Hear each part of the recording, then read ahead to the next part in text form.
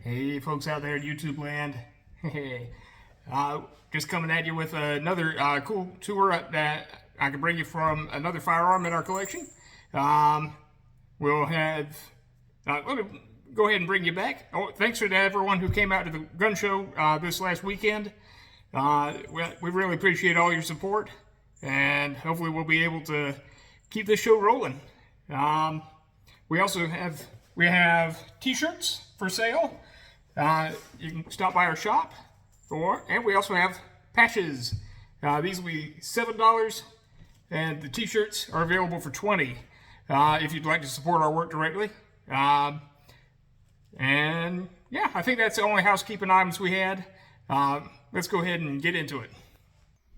Okay, here we have one neat little pistol that was in my wife's collection. This is a Browning 1911-22. And as the name that suggests, it's a 1911 and caliber 22 long rifle. Hey, that's nice and easy to remember. It's a blowback pistol, but of course, because it's 22, but it's kind of styled as a 1911. Either way, it's got a really nice trigger. It's smooth shooting. It's fun to shoot, and it looks like a 1911, which, hey, what's classier than that? And, well, let's go ahead and get started. As always, inert object on bench. Pick up, and no magazine inside. And slide to the rear, visually and tactilely confirm nothing's there. Cool. Gun is proven unloaded. Let's see, we have a thumb safety. It also prevents the slide from coming open when it's on, and it only comes on when the hammer is back. We have magazine release, thumb magazine release, a very nice trigger. I also have these nice Novak style sights, and these particular controls are kind of extended, like a couple of other 1911s in our collection. But yeah, this is. It's kind of neat how it's made. The frame itself is polymer, but the slide itself is aluminum, but with a steel breech block insert. I can show you that here in a minute. Alright, in order to field strip this pistol, first, we've already confirmed that it is empty. Oh, that is smooth. Alright, we've confirmed that it's empty. Gonna put on the safety. And, like most 1911s, you can depress the recoil spring plunger and turn that bushing 90 degrees, letting off gently. And, hey, the recoil spring now has no tension on it. Take off the safety and slide it back till you get to the half moon cutout right here. And we can push out slide release, a slide lock, or whatever you want to call it. Does the same thing. This particular pistol is also outfitted with a couple of slots of Picatinny rail, which that's nice if you want to put a light or laser or whatever on there. And we just slide the slide off the frame. We'll get to the frame here in a sec. We have our short little guide rod. This is just blowback, so the barrel stays affixed to the frame when it's in operation. We can go ahead and remove the bushing by turning it that way, sliding it off, and now the slide comes out the front, or the barrel comes out of the front of the slide. And there we go. Like I said, aluminum slide, but we have a steel breech block insert. That's where the firing pin, the extractor, etc. are, and that's just held in place by these two roll pins. I'm not going to take it out right now because it's a pain in the butt to get it back in. We also have a bit of a, that's the disconnector slot in the slide, and that's part of the steel insert. This thing is just remarkably light. It's fantastic. Okay, moving on to the frame, we have our ejector right up top. our grip safety down here. Part of this is, it's sort of a 70 series 1911, but not really. There's no pop-up safety there, but there's no pop-up firing pin safety, but it's kind of neat. We do have our disconnector sticking up from the top there. This whole fire control unit, this is the serialized part, as you can see. There's the number.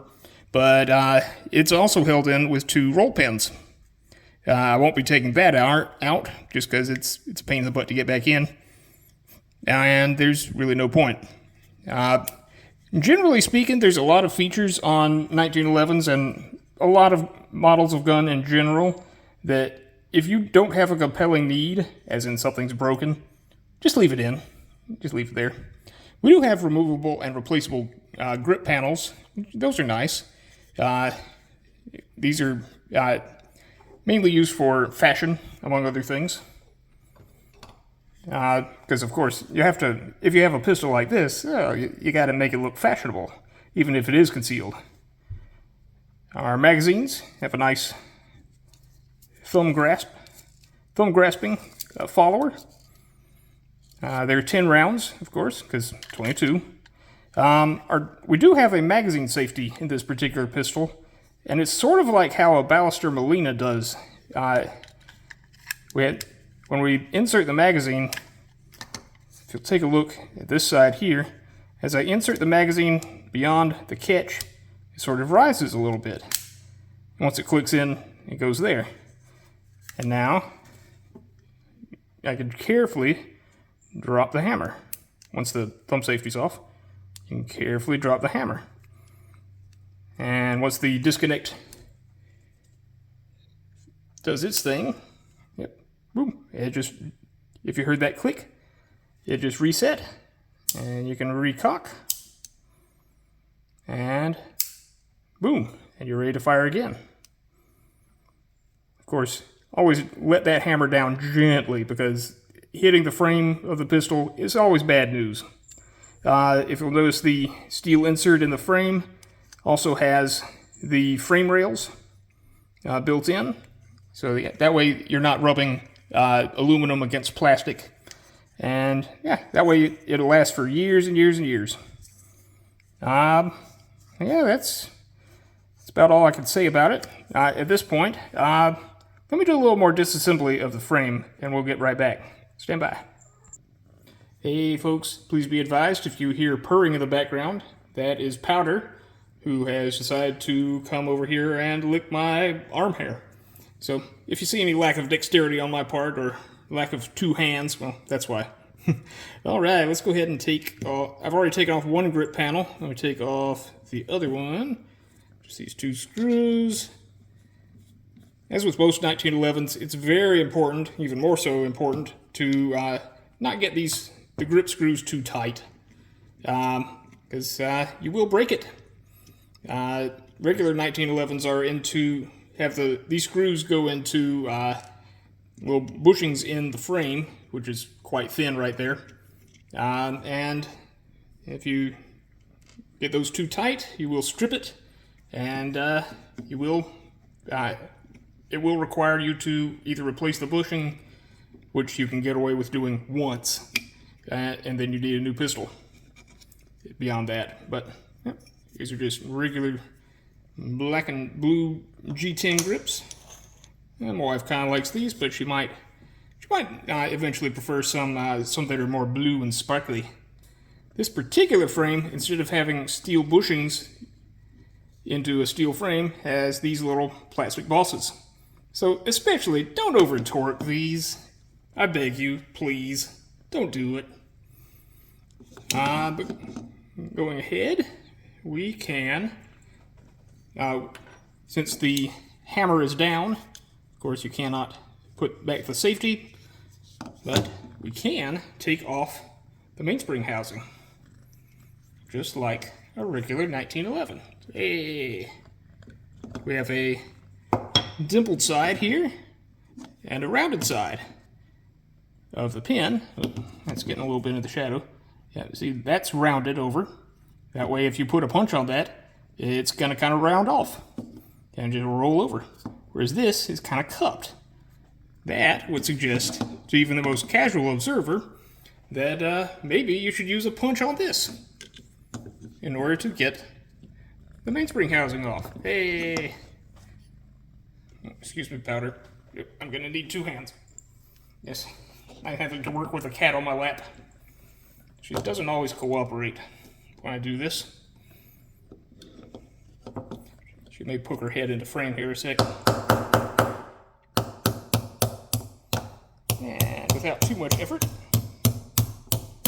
Hey, there we go. We have this pin. And as you can see, it has a groove in the middle. That way it's held in place by the hammer spring. Yeah. This should slide right out. And we may get a rain of parts come out. See, the hammer spring is nice and captive in there. And if you don't have to take it out, don't. You know, it's not that hard to do, but you know, it's just a pain in the butt to get everything back in. Underneath here, you have a little more, with the grips off, you have a little more access to some of the pieces. We have the 3-piece spring. I'll go ahead and try to get that out of there with a cat crawling on my lap. She's not making it easy. We can also, if we get the safety positioned right, hang on, let me try to do this in frame. I'll try to put the cat down. Nope. Nope. Hang on. One moment. Okay, there we go. Now I can use both hands. Yes, I know. She's so poor and deprived. Let's see. Try to use the punch. Get that out of there. Generally speaking, you know, this 1911 as well as many others, don't mess with this spring. Don't bend it back or forward or any such direction. This particular time goes backwards. Here it is in the pistol. This one goes back and gives you tension on your grip safety. This one on the left,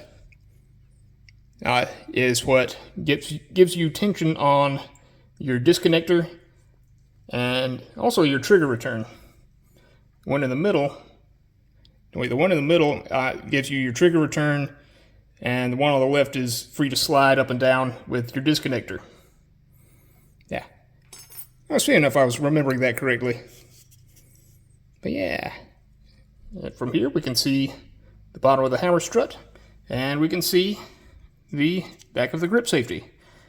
Stand by one sec. Oh, Powder's walking into frame here. Let me try to get the grip safety off, and I'll be right back.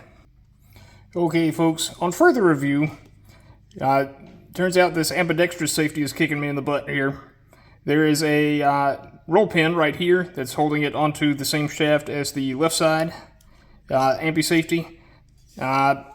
It's wanting to fight me, and I don't really feel like fighting it right now.